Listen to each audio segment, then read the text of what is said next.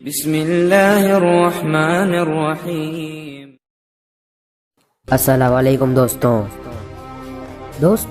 सुल्तान अलाउद्दीन खिलजी की पैदाइश 1267 में हुई थी। कुछ लोगों का मानना है कि ये अफ़गानिस्तान में पैदा हुए थे, लेकिन ज़्यादातर लोगों का यही मानना है कि ये भारत के बंगाल में पैदा हुए थे। जब सुल्तान अलाउद्दीन खिलजी थोड़े समझदार हुए ही थे, तब हिंदुस्तान के तख्त पर सुल्तान जलालुद्दीन खिलजी बैठे थे।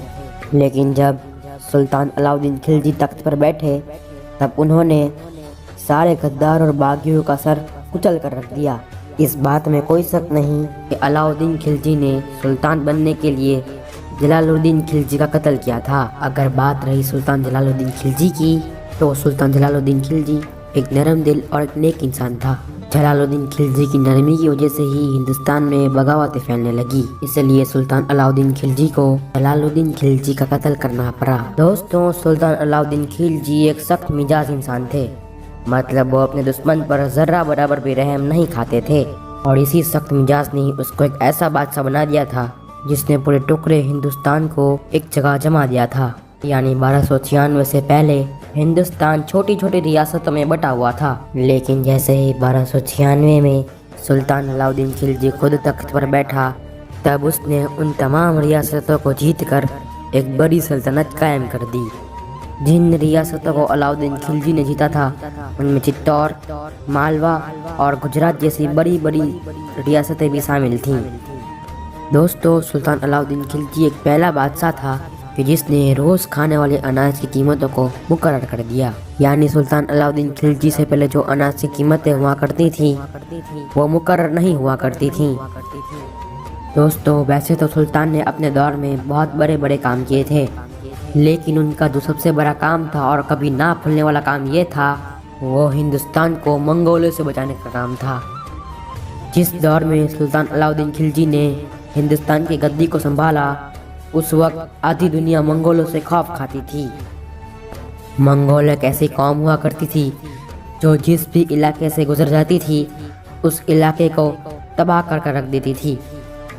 मंगोलों का बस एक ही उसूल हुआ करता था, जिस भी इलाके से गुजरो, इंसान तो इंसान, जानवरों को भी ना बख्शो।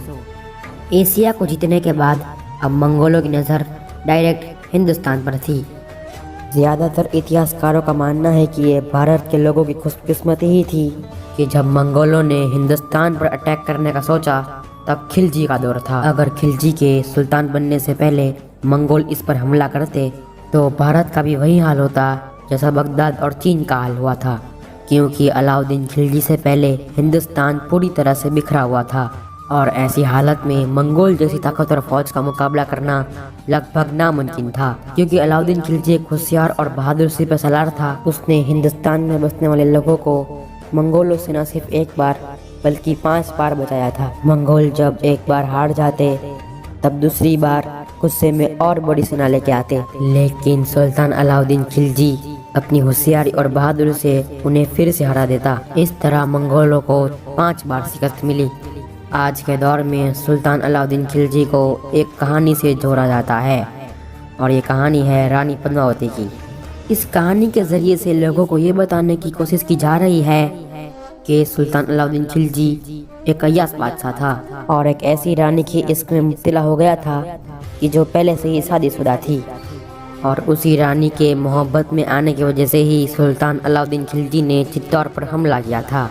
हालांकि दोस्तों, इस कहानी का सच्चाई से दूर दूर तक कोई रिश्ता नहीं, और इस कहानी के फर्जी होने का सबसे बड़ा सबूत ये है कि रानी पद्मावती की कहानी अलाउद्दीन खिलजी के चित्तौड़ पर कब्जा करने के 237 साल बाद लिखी गई थी, और इसको लिखने वाला इंसान था मलिक मोहम्मद जायसी। ये एक शायर था जो अपनी शौकिया शायरी लिखा करता था, और रानी पद्मावती की कहानी इसने सिर्फ और सिर्फ मनोरंजन के लिए ही लिखी थी। दोस्तों, जैसा कि मैंने आपको बताया कि अलाउद्दीन खिलजी के चित्तौड़ पर कब्जा करने के बाद इस कहानी को 237 साल बाद लिखा गया था।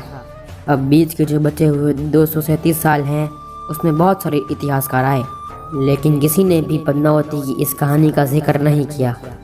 अलाउद्दीन खिलजी के दौर के एक बहुत बड़े इतिहासकार अमीर खुसरो ने भी इस कहानी का जिक्र नहीं किया। अलाउद्दीन खिलजी के दौर में ही बहुत सारे इतिहासकार रहे, और इन्होंने अलाउद्दीन खिलजी को बार बार बुराई से ही याद किया, लेकिन इन्होंने भी पद्मावती की कहानी का कहीं भी जिक्र नहीं किया। अगर आपको ये वीडियो पसंद आई तो इस वीडियो को ज़्यादा से ज़्यादा शेयर कीजिए। मैं मिलूँगा आप लोगों से अगली वीडियो में, तब तक के लिए अल्लाह हाफिज़।